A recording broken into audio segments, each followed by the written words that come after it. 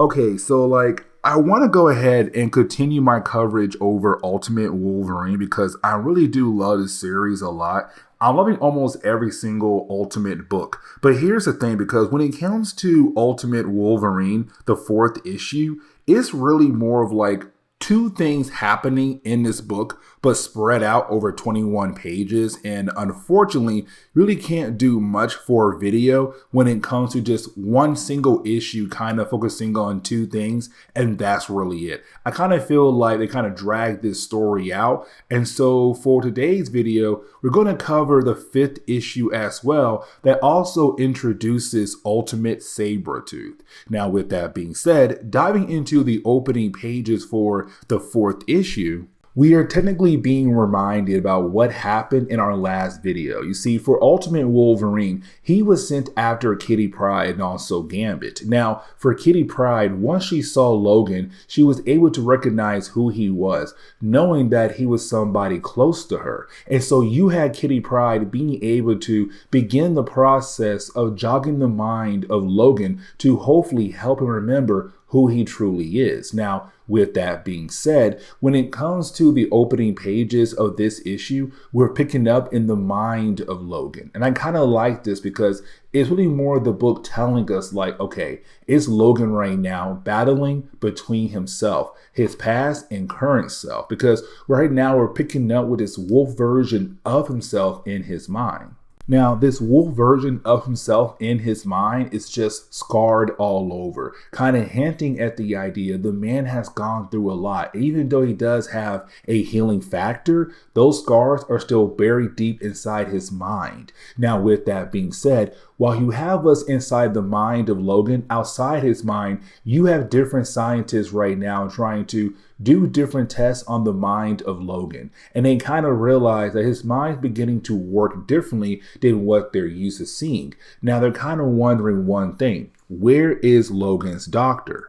And that would be Dr. Prostovich. Now, apparently she's running late. And for me personally, it kind of seemed like she did that on purpose. But either way, the other scientists right now, they're trying their best to run all these different tests on Logan. And here's the thing, because for the doctors, they're hoping that he'll stay down. They have given him so many drugs to keep him sedated. They were kind of hoping he would stay down. The problem is that he keeps getting back up. And they're kind of like, what in the world is going on? Y'all need to call the guards in here right now because homeboy is not staying sedated. Now, with all that being said, when it comes to Logan in his mind, we're now seeing this wolf version of himself being confronted by this bear version of himself. Now, for me personally, it's kind of like this bear version of himself is his current self, like his time being the Winter Soldier, being under their control in all different types of ways. And so you have two sides of Logan right now trying to fight for control of his body. And that's the problem right there, because it does seem like one side is his current self, the Winter Soldier, and the other side is the one he's trying to bring back. Now, we can go ahead and skip forward a few pages. Because like I said earlier, when it came to the doctors, they realized they couldn't keep Logan sedated. And so once we do jump out of the mind of Logan into the real world, we see that he had killed off every single doctor and guards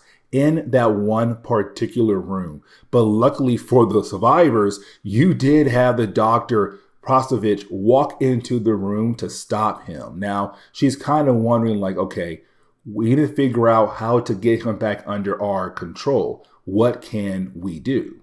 Now, with Dr. Prostovich being here, it's her kind of telling us they have three different ways as a way to kind of keep Logan under their control. The first is using drugs to keep him sedated. The second way is trying to manipulate him. But of course, they're past those two plans right there. So now it's time for their third option, and that would be telepathy. And so you do have her and a few other doctors and guards go deeper into their organization base. When they do, we find this special prison better known as Cerebellum. Now, inside Cerebellum is two specimens. One of them is being Jean Grey.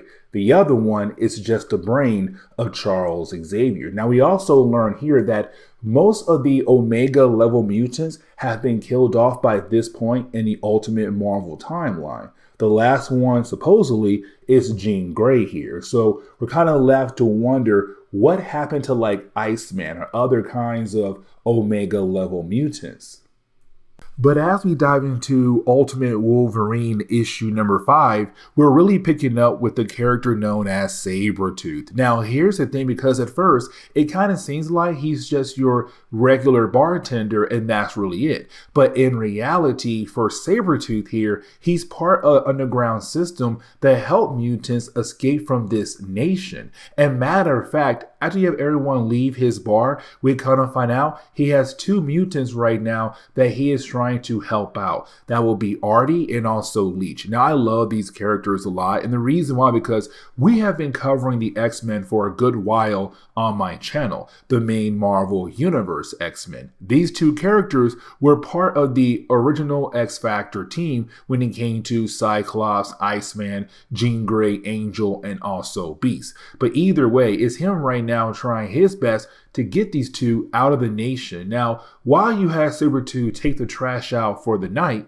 he sees this plane flying by. Now, this plane, of course, belongs to the military, but it also tells Sabretooth, like, okay, they might have some operatives in this area. So let me go ahead and tell the boys, go back into hiding and make sure the area is secure. Now, at first, it does kind of seem like maybe he's just overreacting, but then he realized who had entered his bar, and that would be Logan. Now, for Sabretooth, he knows Logan very well.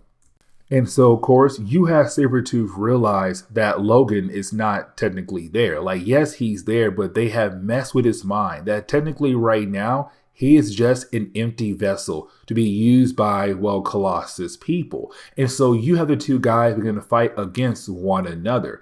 And this fight, man, it does get very bloody very quickly here. But this kind of leads us into a flashback.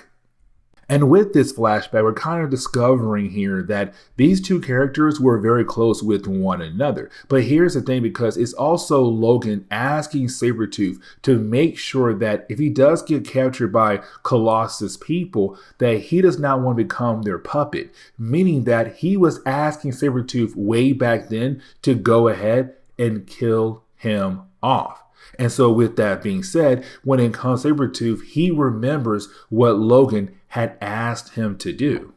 And so this kind of leads us into the ending of the storyline, where we're technically picking up with Logan and also Victor fighting against one another. Now, their battle is very brutal here, but luckily for Victor, at the very last second, you have the Black Widow appear, Natasha. And when she does appear, she's then able to knock out Logan. Now, after doing that, you then have Victor take Logan and put him in her car alongside with Artie and also Leech as well. And the book kind of ends on that note right there, where it's kind of like, okay, cool.